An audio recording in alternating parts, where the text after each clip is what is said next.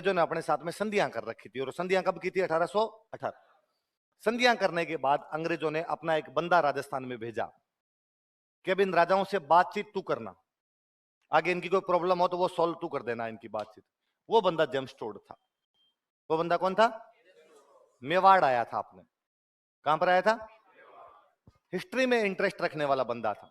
अब बातचीत क्या करनी होती थी राजा से? कोई बातचीत नहीं होती थी। छोटा मोटा कोई काम काज होता तो राजा उसको बता देता कि तू लेटर वो भेज दे, उधर से लेटर आता वो राजा को बता देता लेटर आ गया। तो बंदे का हिस्ट्री में जब इंटरेस्ट था तो बंदे ने हिस्ट्री की बातें पूछनी शुरू कर दी लोगों से। कहानियां अपने हिस्ट्री की भरी पड़ी है राजस्थान के अंदर। हर आदमी अपना तो कहानियां सुना दे। गांव में डोकरों का काम ही कहानियां सुनाना होता है। और जिस आदमी से मिलता होगा कि हाँ तुम्हारे गांव की कोई स्टोरी है, हमारे गांव में एक नहीं 4 है। उसने आपके हर गांव में जा जाके लिखना शुरू कर दिया। लो बताओ, हर गांव में जा जाके इतिहास लिखता हो। एक लिया उसने घोड़ा, घोड़े ले लेके घुमा गांव में। आज इस गांव में घोड़ा लेके गया, कल उस गांव में गया, लोगों ने कहना शुरू कर दिया घोड़े वाले बाबा है। कौन से बाबा है?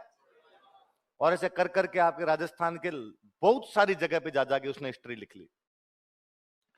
पर उसे मजे हो रहा थे इस हिस्ट्री में, और वो वाकई राजस्थान के लोगों का फैन हो गया था। उसे लगा यार इतने मतलब शक्तिशाली, शक्तिशाली भी नहीं मतलब संघर्षशील लोग, कि मतलब ये धरती, पश्चिमी राजस्थान की धरती, खाने के दाने नहीं हो जिसमें ढंग से, इसके लिए भी लोग मर जाया करते थे, इसके लिए भी लोग लड़ लिया करते थे।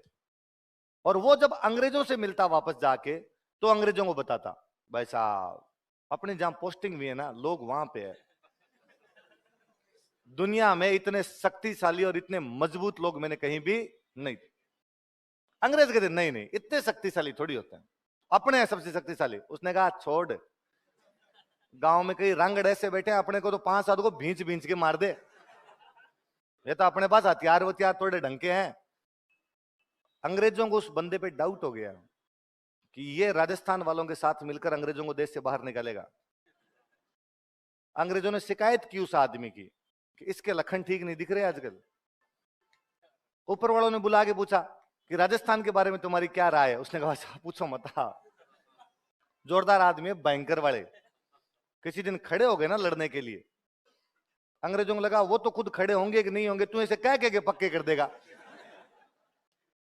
इसलिए अंग्रेजों ने उस बंदे को कहा कि तू यहां से वापस जा। बीच में ट्रांसफर किया हुआ है जेम्स टोड का, राजस्थान में रहने नहीं दिया था उस आदमी को। उसने कहा मेरी बुक लिख रहा हूं, बुक कंप्लीट हो जाएगी, वहां जाके लिख लेना, नोट्स ले जा तेरे साथ में, वहां जाके लिखना।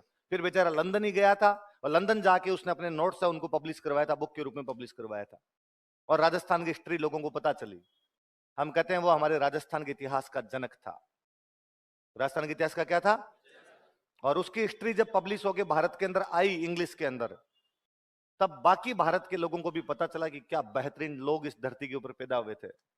हालांकि बेचारा दूसरे देश का आदमी था, दूसरी भाषा बोलने वाला था, दूसरे कल्चर का था, इसलिए इसकी हिस्ट्री में खूब सारी गलतियां हैं, खूब ही गलत बातें लिख के गया। पर इसलिए नहीं कि वो गलत लिखना चाहता था, इसलिए कि वो यहां की कल्चर से इतना ज्यादा परिचित नहीं था। वो उसने बातों को सुन सुन के लिखा, और सुनाने वाले ने गलत बता दिया तो बेचारा क्या करे। जैसे वो लिखता है कि पद्मिनी के पति का नाम भीम सिंह है। हम सब जानते हैं कि पद्मिनी के पति का नाम तो रतन सिंह था। इसका रीजन ये है कि उसको कोई बंदा मिला जिससे उसने कहानी सुनी, और उसने बता दिया कि पद्मिनी के पति का नाम क्या था। क्रॉस चेक कर नहीं पाया बेचारा, वापस भगा दिया था बीच में। तो उसकी हिस्ट्री में खूब सारी गलतियां मिल जाती है। पर गलतियों का कारण यह नहीं है कि वो अच्छा इतिहासकार नहीं है।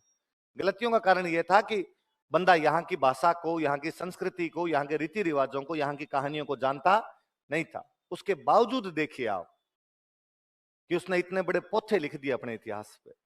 क्या इंटरेस्ट रहा होगा उस आदमी का।